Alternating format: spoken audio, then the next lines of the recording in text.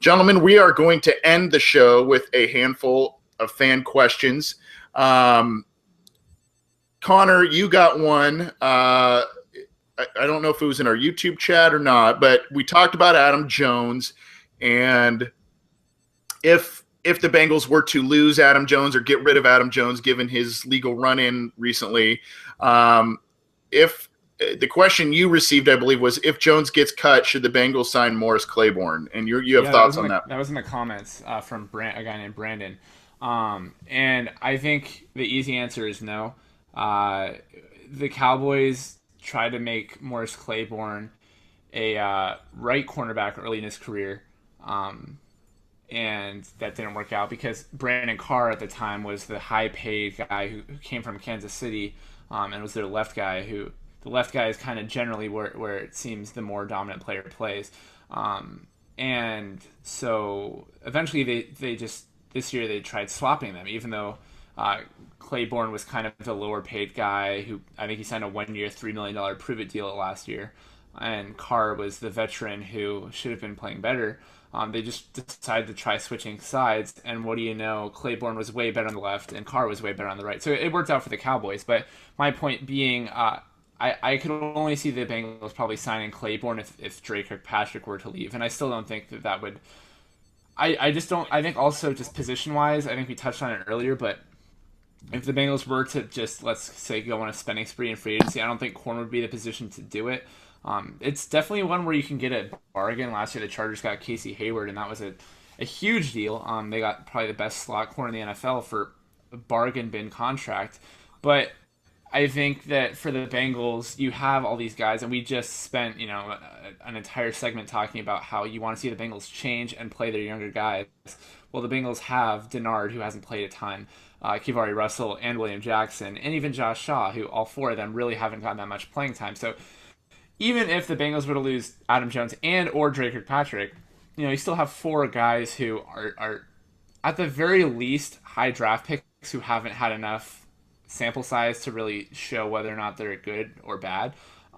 And hopefully they're not such a weighty growing pains type of caliber growing pains. But I think if you want change, I mean, that's definitely a great place to start. So short answer for that one is no, but good question. Yeah, I agree with you there.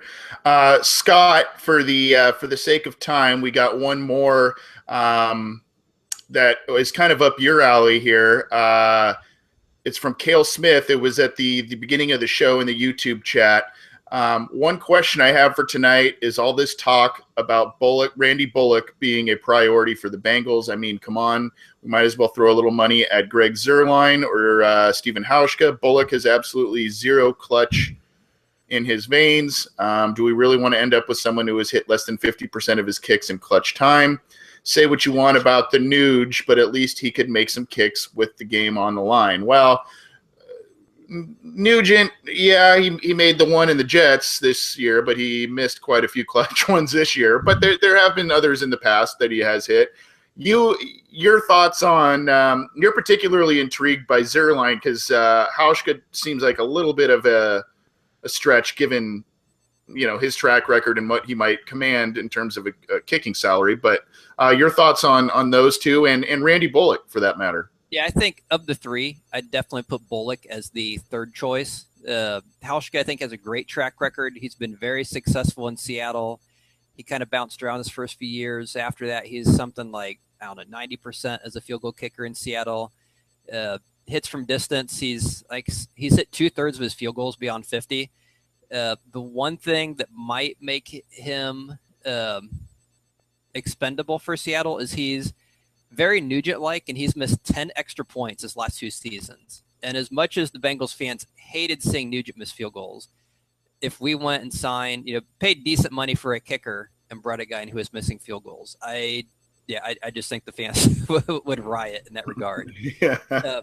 But 83% on extra points last year. Dang. Yeah, I mean, he's been horrible for the ones he's supposed to be making, but he's been very good for his career, with the actual field goal, especially long ones. Zuerlein is a guy who I really like as a kicker just because he has a monster leg. And you look at a team like St. Louis who doesn't have a whole lot of offense, who doesn't move the ball a whole lot.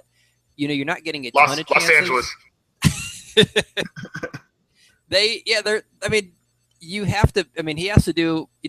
Get his points without getting a whole lot of opportunities. And you look at how many 50-yard field goals he's attempted in his career because his leg's so strong. He's attempted 35 in 78 games, which is almost one every other game, which is insanely huge. And especially for a team that doesn't give you a lot of field goal opportunities. I mean, he's only getting like the last couple of years in the mid-20s. I mean, 3 of his 5 years, he's getting like 20, 25 field goal attempts. So to get, to be able to get 30, half of your every other game, you're getting an attempt beyond 50. That says that this guy has a heck of a leg, and he's make about half of them. And if you take out all those attempts from 50 yards, he's pretty much a 90%er inside of 50, which is pretty good. And I think he just goes under the radar because he plays for a crappy team. They don't move the ball. He doesn't get a lot of kicks, get a lot of points, and his overall average isn't always super high because he is attempting so many from distance. So he's someone I'd love to see. I mean, he has a very strong leg. He's proven it throughout the years that he can kick the ball. He can kick it pretty well. So of the 3, he's the one I'd like to see. That being said, the whole thing about making Bullock a priority, it's one of those things like the Second Amendment. There's a lot of ways to interpret it. So I think, when the Bengals say he's a priority, are they saying that the position's a priority and they're going to start with him and then see where that goes because they can get him signed now and just get him under contract, make sure we have a warm body there? Or do they mean that Bullock himself's a priority, and as soon as they have him signed, they feel, we're set for the next 3, 4, 5 years. He's our next Mike Nugent. I'm hoping it's not the latter. I'm hoping that they aren't saying, Bullock is the priority, because I'd love to see either them go after his airline if he becomes available, or one of those like the kid from Duke, Ross Martin, or the kid from UCLA who came out this past year, who I think currently could be available. Or I think Martin might be on the Jets, but I think he might be someone they Martin's could a get. free agent. Yeah, or Zane Gonzalez from Arizona, or Arizona State, somewhere out in the Southwest. There you go. Can't remember if he's a Wildcat or Sun Devil, but there's definitely opportunities for guys there. I'm just afraid with the Bengals' history they wouldn't do that. But I'd love to. Of the 3, I'd say I'd love to see him get his airline and just work down from there. I think to be fair to Bullock, he only had 8 attempts on the year and he made 6. He missed that huge kick, and it's not an easy kick to forget. But for the record, last year he made 88.9% of his field goal attempts, 90% of his extra points. He had a better extra point percentage than Hauschka, better field goal percentage than Zurline, and then worse than the other 2, or just the other way. So then he was also worse than Zurline at extra points and better than worse than Hauschka at field goals. But I think that his percentages, and it's just a really bad year for kickers. I think Zurline's an exciting guy that I would definitely love to see in Cincinnati, but Hauschka, as good as he's been, is 31. Phil Dawson's up there. He's 42. Robbie Gould can't kick from past 30 yards, it seems like. Nick Novak is kind of a has-been. He's 35. I have no idea how he got that old that fast. Connor Barth is there. Awesome name, but he was 78.3% on the year last year. And then Zach Hawker is the only other who was with the Bengals last year, I think on the practice squad or wasn't even on the roster. He's the only other free agent kicker. So really not a lot of big names on the kicking market this year. There's no Justin Tucker or anything like that. So, I mean, you hope the Bengals have a competition. I think they will. But I really wouldn't hate a Bullock signing. I mean, there's really not any flashy competition. I think the Bengals' reasoning for not signing Ross Martin has to be legitimate if there aren't any other teams of the 32 teams in the NFL that are interested in signing him or another guy. I know there's certain names that just get hyped around Cincinnati, like Ross Martin was hyped and people loved Bud Dupree because he went to Kentucky. Just certain guys like that who fans will never forget. And it was cool because Ross Martin gave us time on Cincy Jungle, and so I understand why people love him. And I loved Rashawn Simoniz. I think a lot of fans got on his train or Jake Kumro's train because there's just certain guys who people start to root for whatever reason. But, I mean, at the end of the day, Randy Bullock missed like one huge kick, and aside from that, he wasn't really bad. And so, yeah, that one was on primetime TV. Yeah, that one was a game winner against his former team. Like, you hope he makes that kick, but if that was just a normal kick, or if he made that one and missed, another kick and had the same numbers, I don't think fans would be nearly as critical. So I don't know. I'm kind of indifferent on that. The one thing I'll say is, even though Zerline may have a little bit of a leg up, look at that pun work right there, on Hauschka. Legatron. Yeah, the Legatron. There you go. In terms of some stats, Zerline, if I remember correctly, Scott, has you kind of accidentally said St. Louis, and they moved to LA this year, but he did kick in St. Louis for the past couple of years, which is inside a dome, and obviously the weather that you kick in Cincinnati in the AFC North, you have to kick in some brutal conditions much of the year, and that's why I actually value a guy like Hauschka more than some of the others, because he's kicked in some brutal conditions in Seattle as well. But I think both of those guys, Hauschka and Zerline, probably top the list of kickers that Bengals fans would want to see. We've got one more question before we get out of here, guys. And it was, I believe, sent to you, Connor. I believe it was through Twitter. Yeah, I think it was Going Deep Radio. Yeah, and they were the ones who sent it. Yeah, you can go ahead and ask that one. And Scott, if you have any additional thoughts, go for it. Yeah, I'll try to get this out of the way quick. So, has Andy Dalton ever made the Pro Bowl as something other than a replacement selection? So, for those of you who missed it, Dalton just made the Pro Bowl as an alternate. And should he play with the injury risk? I mean, I don't know. I would love to see no Bengals want to play in the Pro Bowl, but you're not going to really stop them from doing what they want to do. So it's a meaningless game, and sometimes you get hurt, sometimes you don't. Tyler Eifert got hurt. I keep saying this. I said it last year. Tyler Eifert got hurt in the same game that Richard Sherman took an end around for negative 20-something yards. That sucks, and it happens, but that is what it is. You can't really control it, and you hope that Dalton plays. The good thing for quarterbacks is that he's going to play like a third of the snaps or less probably, and then he won't really have any other chances to get hurt. And teams are pretty easy on quarterbacks in the Pro Bowl, so I think it'll be okay. I don't think there's any reason to worry. That's not to say he won't ever get hurt, but I think the worry level isn't as high as if a guy like Eifert played in the Pro Bowl. And then the initial part of that question was, has he ever made it as something other than a replacement selection? And I don't believe he has. We all kind of talked about it before the show. He made it in 2011, 2014, and now this year. So 2011 was his rookie year, and he made that, I believe, as a replacement for someone. 2014 was the year that we were looking. Nick Foles had that huge year. Andrew Luck made it, I believe. Phillip Rivers, maybe. Tom Brady. The AFC's always, and Foles I think was the NFC, so I don't know why I said his name, but Alex Smith made it from the AFC. It was kind of Dalton had a big year that year, but the AFC was pretty loaded in terms of quarterbacks that year, so there were a lot of names that even got omitted from the list. I don't think Peyton Manning was on the list, and that was the year that he blew up with Demaryius Thomas and Eric Decker and Julius Thomas for that monster season at age, I think, 39. So, I mean, yeah, I think it's cool that he made it, and it's still something to work on to make it as something other than an alternate, that you make it in the first cuts or whatever, before the final cut or whatever. But yeah, I don't think there's any concern. It should be fun. I would tune in if you're into that type of stuff. I'm personally not, and I have things to do other than watch Geno Atkins play dodgeball in Florida. But for those of you who are interested, it should be fun.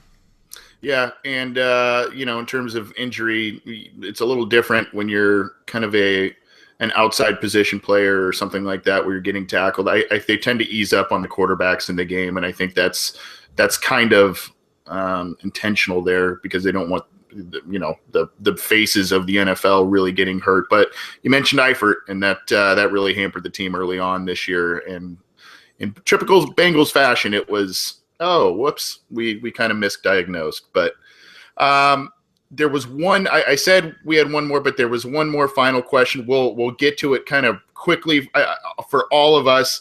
It was from Waldo in the YouTube chat, and it was, quick question, guys. Just because in Cincy Jungle, 8 out of every 10 fan posts are mock drafts, who do you take in round 1 if Reuben Foster, Mike Williams, Derek Barnett, and Corey Davis are all available?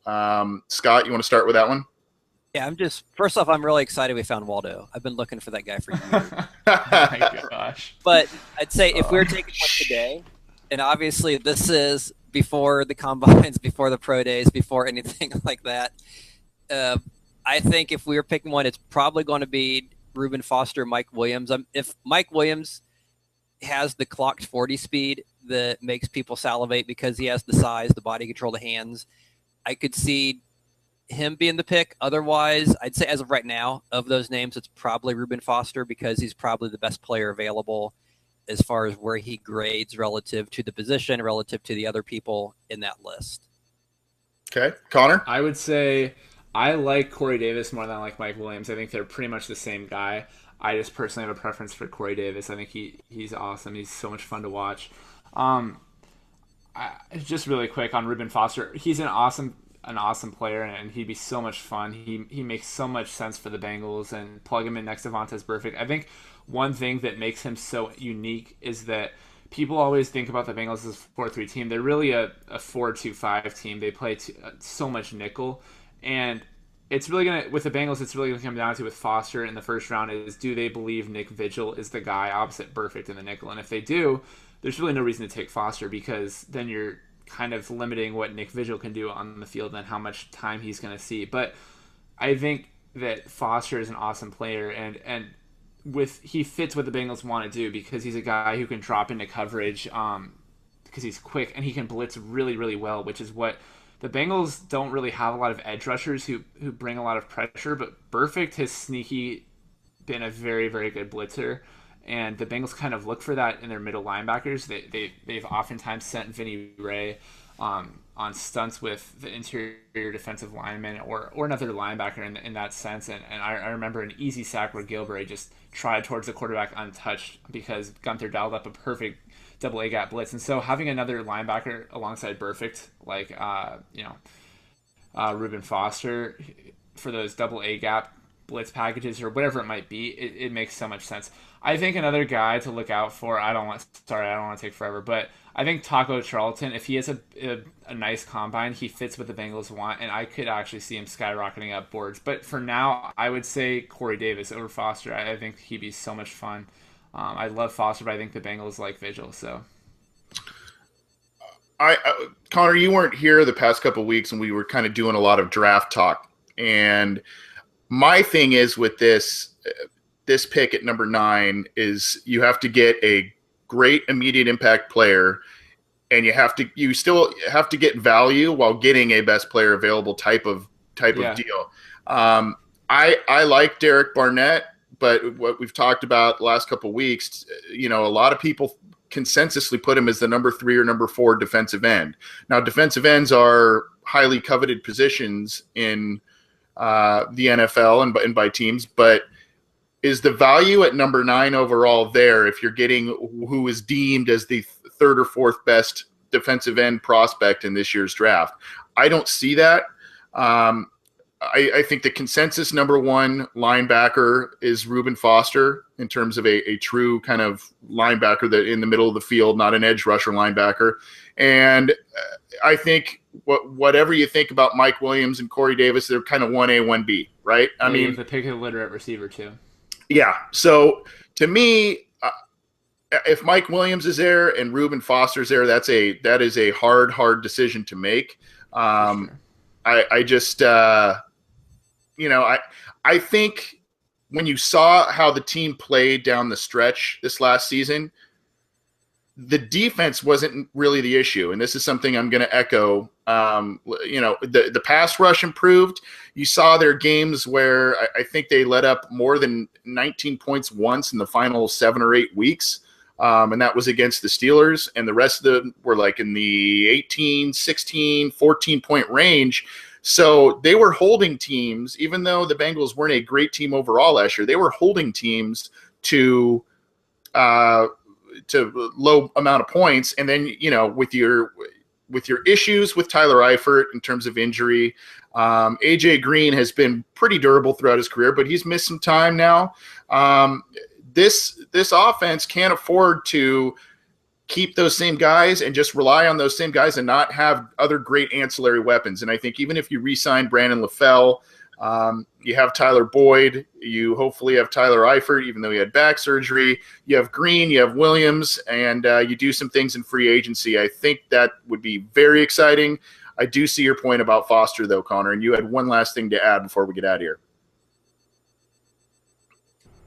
Yeah, I just think it's something Connor alluded to about the idea of having Burfict and Reuben Foster out there. And if we believed in Nick Vigil, I think one thing that can't be overlooked is with all the concussions, injuries, and suspensions Burfict's had. I mean, he's missed a lot of games the last few years. Yeah, it's a good point. Very well could be that Foster not so much would be there with Burfict, but in place of Burfict. So it could be Vigil and Vigil and Foster as those two nickelbacks with the idea that, hey, in a couple of years we may not have Burfict anymore. I just don't see it. I think though the idea of Burfict next to Foster, two of the NFL's most aggressive linebackers next to each other, would be just for like. That would be silly. The whole purpose of like Cincy Jungle and making it fun, it'd be so much fun, and people would perpetuate the stereotype of the Bengals being this like dirty whatever team all the time. But I would just relish in it because it like having two ultra aggressive players who are like if I was gonna compare not play style but like everything, you know, like personality, play, like not quality of play but like kind of play style, I would say that if anyone was going to compare to Vontaze Burfict, it would be Reuben Foster in the sense that they both are guys who can blitz well. They both drop into coverage. They're both extremely aggressive, and he just reminds me of Burfict in that way. And so he's such an exciting guy. And so I would the first thing I would do if he got drafted was to think of a name for. I need to think of that just before in case he does get drafted. Let's say they draft him on Madden 2017. Who do you use, Burfict or Foster? Oh, I use Burfict, but he's my boy. But I think that you have to find some sort of way to group them together as a tag team. That'd be so much fun. Well, they would provide a mean-looking defense. That would be for sure. And I think, and then Vigil needs to bring back the rat tail. Sorry. Yes, that's for sure. Continue on. That's for sure. The rat tail needs to make a comeback. But, you know, a lot of those options that Waldo mentioned, the Bengals really couldn't go too wrong with a couple of those, I don't think. They all seem to be pretty talented guys. And obviously workouts and things like that have to be played out. You guys, we are going to get out of here. You can download the show, as I've mentioned earlier, on iTunes. You can subscribe to our YouTube channel for our video content. You can also subscribe to our SoundCloud channel for our audio content. We are live every Wednesday on Cincy Jungle and YouTube, and you can get in touch with us via Twitter at BengalsOBI or at email theobinsider@gmail.com.